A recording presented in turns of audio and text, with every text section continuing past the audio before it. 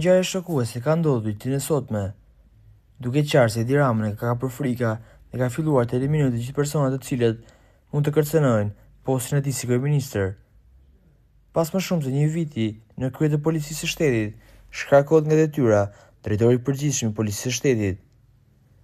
Motivacioni i shkarkimit ka qenë nuk garantoi rend dhe siguri gjatë protestës së opozitës. Po kështu u rrezikua jeta e shtetësve të huaj që jetojnë në Tiranë, pasi policia nuk mori përsipër sigurinë. Ilir Proda nuk do të jetë më në krye të uniformave blu, teksa ishte vendosur në gjendje të akuzave të opozitës shqiptare për lidhjet e dyshuara me krimin organizuar dhe kartelet. PD-ja akuzonte atë se kishte lidhje direkte me Suel Çelën dhe Ergjys Arrazin, të cilët edhe e promovua në kupolën e institucionit. Ky vendim vjen pak orë pas protestës së opozitës, ku nuk garantua siguria e qytetarëve.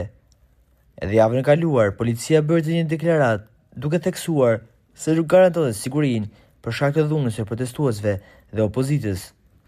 Edhe dje, protesta u zhvendosur në disa pika ku dy prej tyre ishin policia e shtetit dhe e Tiranës. Uniformat blu përdoren përsëri gaz helmues dhe topa uji, teksa patjet të lënduar.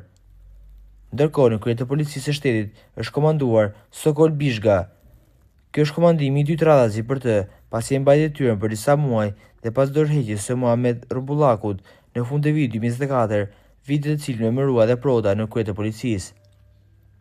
Por duket se motivacioni që ka dhënë Edi Rama është tërësisht falso dhe akuzat e ngritura nga PD-ja mund të jenë të vërteta.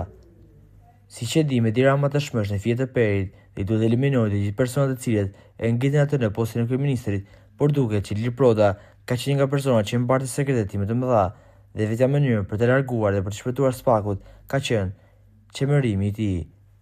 Çfarë mendimi keni ju për të ngjarje? A mendoni se Edi Rama ka bërë kastilje për të shpëtuar veten e tij? Komentojeni mendimin tuaj dhe mos harroni të shtypni butonin subscribe për të mos humbur asnjë video të re rreth kanalit ton. Ju faleminderit.